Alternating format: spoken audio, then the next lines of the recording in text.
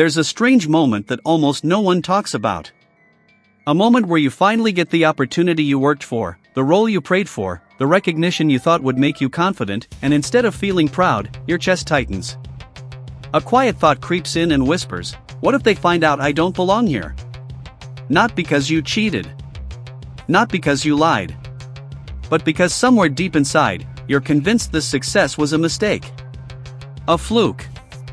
Luck. And any second now, someone smarter, more deserving, more qualified is going to expose you. Let me ask you something uncomfortable. Have you ever downplayed your achievements, even to yourself? Have you ever felt like you were pretending to be competent while everyone else somehow knew what they were doing? If yes, you're not broken. You're not ungrateful. And you're definitely not alone. You're experiencing something far more common and far more powerful than most people realize. It's called Imposter Syndrome, and once you truly understand it, you'll never see your self-doubt the same way again. What's fascinating is that Imposter Syndrome doesn't show up when you're failing. It shows up when you're succeeding. It doesn't attack people who don't care. It targets people who are self-aware, ambitious, and deeply invested in doing well. Think about that for a second. Why would insecurity appear at the very moment you're growing? Why would doubt scream the loudest right when evidence says you're capable? Could it be that imposter syndrome isn't a flaw in your confidence, but a misinterpretation of growth? Because every time you step into a new level, your old identity can't keep up. Your skills are expanding faster than your self-image, and that gap creates fear. Not because you're incapable, but because your mind hasn't updated yet. Most people assume confidence is something you either have or don't have. But confidence isn't a personality trait. It's a story you tell yourself based on familiarity. When something becomes familiar, you feel confident. When it's unfamiliar, even if you're good at it, you feel like an imposter. Imagine someone who has driven the same road for years. They don't think twice. But put them in a new city, even with a GPS, and suddenly they're tense. Same skill. Different environment. That's what imposter syndrome feels like. You're skilled, but you're in unfamiliar territory. And instead of saying, "I'm learning," your brain says, "I'm faking." Here's where it gets even more interesting. Imposter syndrome thrives on silence. The more you hide it, the stronger it becomes. Because everyone else looks confident from the outside, you assume they don't feel what you feel. But what if I told you that the people you admire the most, the ones you think are effortlessly brilliant, often feel this even more intensely? Nobel Prize winners, CEOs, artists, scientists, creators with millions of followers. Many of them secretly believe they're one step away from being exposed. Not because they're frauds, but because they understand how much they don't know. And that awareness, ironically, is a sign of intelligence. Think about this paradox. The less you know, the more confident you feel. The more you know, the more you realize how vast the unknown is. So who is more likely to feel like an imposter? The beginner who doesn't see the depth yet, or the expert who understands how complex everything truly is? Imposter syndrome isn't a sign that you're failing.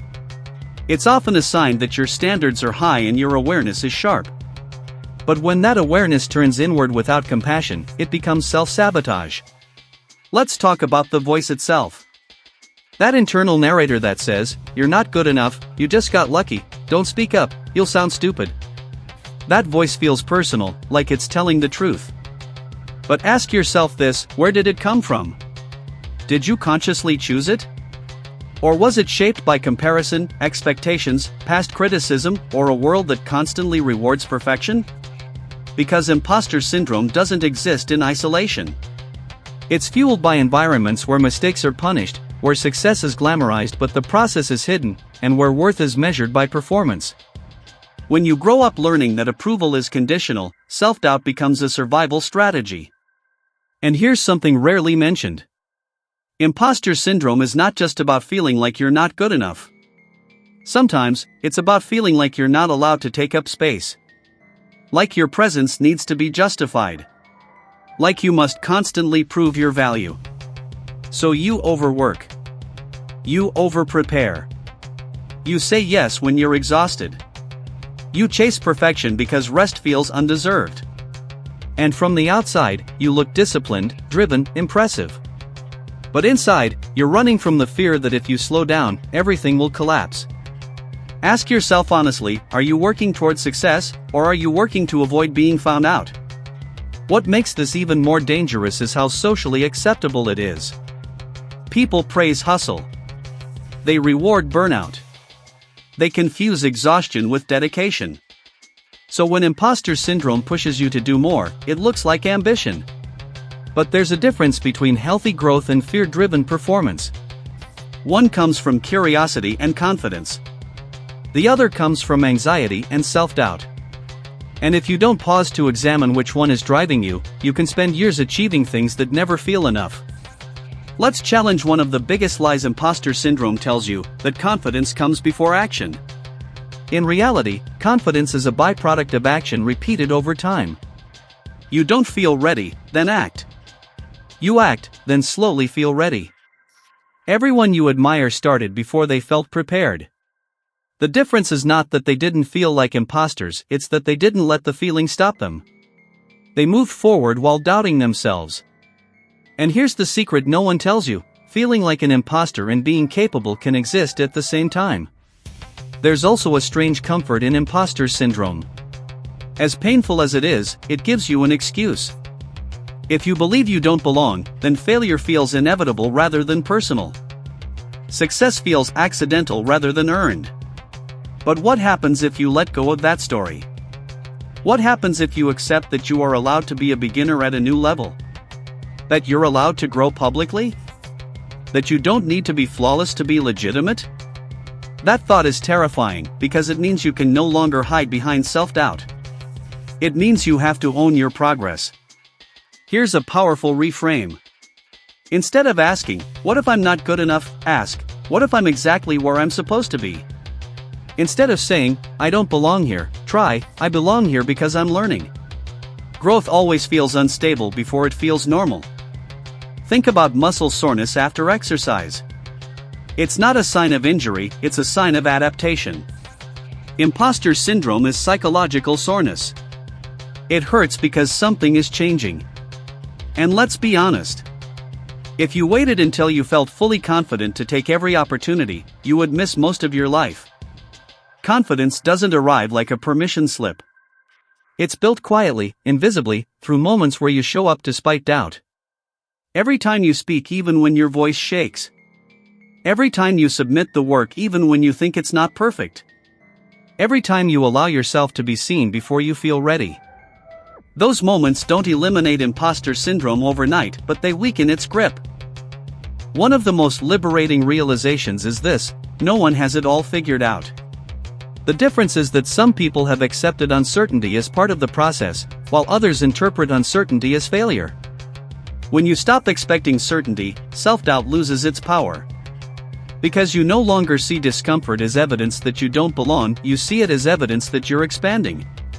So the next time that familiar thought appears, I'm not qualified, I'm not as good as they think, I don't deserve this, pause before believing it. Ask yourself, is this a fact, or is this fear reacting to growth? Because fear is loud when you're leveling up. And imposter syndrome isn't a stop sign. It's a checkpoint. A reminder that you've stepped into territory that matters. You are not an imposter because you feel uncertain. You feel uncertain because you care. And caring deeply while continuing anyway? That's not weakness. That's courage. The real tragedy isn't feeling like an imposter.